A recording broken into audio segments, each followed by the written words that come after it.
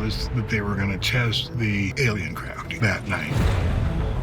I have seen extraterrestrials face to face. In the shrubbery are little gray entities. UFOs land in front of them. They're in Antarctica.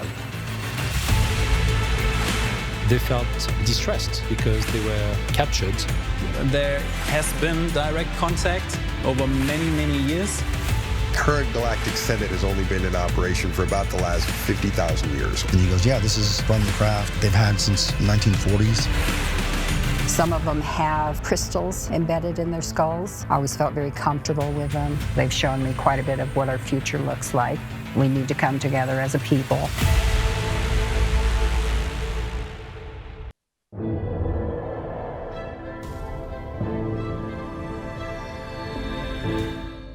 When you first encountered a partial body, by that point you said you had seen some arms or hands. Had you seen other limbs besides arms or hands? Yes.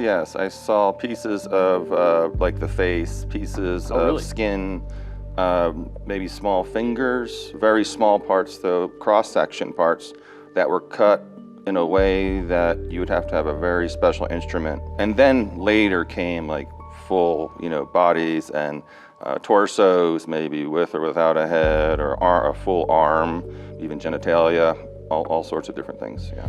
Did you have any particularly different surgical equipment? Like, did you use a normal scalpel, or was there something unusual about that? Yeah, there was like normal surgical equipment that we'd normally use, but there was also other devices they had. It was like a sonic knife.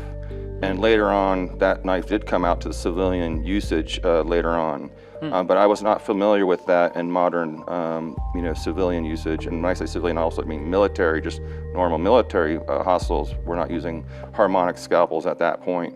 You're handling exobiology. Right. And there's a lot of people out there that think that there are shape-shifting biological beings that can instantly morph from one form to another. Did you encounter any shape-shifting biological matter? I think I did, but I believe that one of them died here in a 3D shape that how we found him was kind of like a translucent blob. I think it might have been one of these very higher dimensional beings that was maybe in the mode of shifting, or maybe they had some way of capturing this type of energetic form, like somehow encapsulating it and then bringing it in.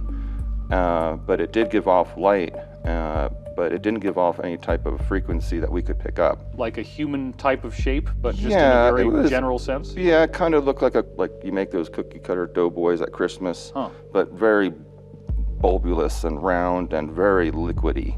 But did it have any differentiated features that you could identify with the autopsy? That was the problem, is the pieces of equipment they gave me to utilize to take the specimens did not work because the tissue was fluid. So we were just using syringes, basic syringes and needles and special suction devices, and we're sucking just very small amounts of different parts of the body. What would you say the viscosity of the liquid was inside? Was it like water? Was it more like a thick syrup, or? Yeah, it was like a clear maple syrup. Okay. Yes. And there was parts inside that you could see that were giving off light pink and purple and yellow. But it looked like they had shapes, because this is a translucent being, but it's like you're looking into a clear jello. So it's distorted what that was. I think probably one of the hardest things for people watching this is going to be, come on, man. Yeah. You didn't try to ask anybody a question about what these things are, where they came from?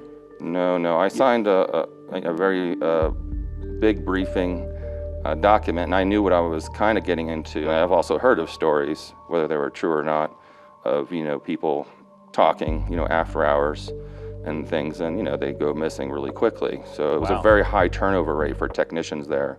Did they monitor your usage, like library card or internet? Everything that I had was completely under full surveillance, 24/7. That was part of the deal too. What would be the first thing that you would see when you pick up your folder? It basically had basic stuff on it, like time, date, your room, a red 12, what they want you to exactly transect. Just pull out the nerve, just pull out the muscle, just take this amount of tissue, just draw up this amount of cc's of this liquid from this part of the body. It was very definitive of exactly what you were going to do. And they were really big on time and performance.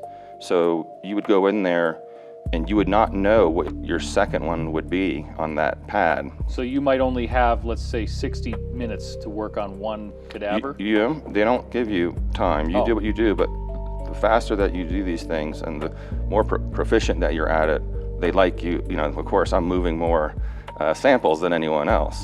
So when I was used to harvesting human tissue anyway. Did they tell you what surgical instruments to use? Did they have that much of a protocol, or did you have some freedom? Well, I pretty much have access to anything. There was a few times I went on the intercom and said, hey, I need this. Everything is in that room that you could get from the wall. And if not, they would put it through and you would get it like immediately within a couple minutes. In the late 1990s, this alleged alien autopsy film came out, the Santilli autopsy film. Now, one of the weird things about that film is that and there's debate as to this day in ufology as to whether it's real or whether it was a very skillful fraud. But one of the weird things is that they peel this black thing off the eye, and the eyes are looking up into the head underneath. Absolutely, yeah. A lot of the extraterrestrials that I've actually seen their skulls and heads and stuff always had the film over them. Could there be, in certain cases, a sort of booby trap effect where that would self-destruct the body so that it couldn't be identified? Do you think that was ever happening? Well, what I do believe in, and what I have heard secondhand from being in the projects, is a lot of these beings that came to the planet were actually clones of their own. They're like programmed life form beings. So they clone them, they program them. They clone themselves, like right? Their They own clone body? themselves, or they'll clone a similar being from them. And they'll program life form. We call them PLFs. And the bodies they find are actually just these PLFs that maybe last a week or up to a year with no substance. But they found that out the hard way when they were capturing these, and most of them were dead when they crashed. And they were putting them in alcohol or formaldehyde, and the body would instantly just dissolve because it was made up of a synthetic structure. So they started using saline and special types of water and plasmas.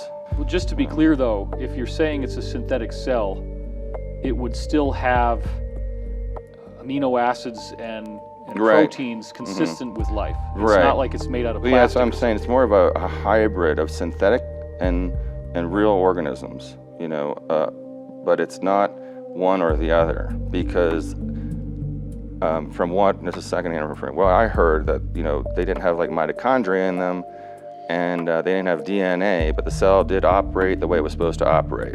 If there's no mitochondria, how does it have energy? Yeah, good question. That's science that I wouldn't even know about yet. Right. If there are synthetic aspects to the cell, what would be something that we might identify? Would we find molecules? Would we find alloys? Is there metals in the cell?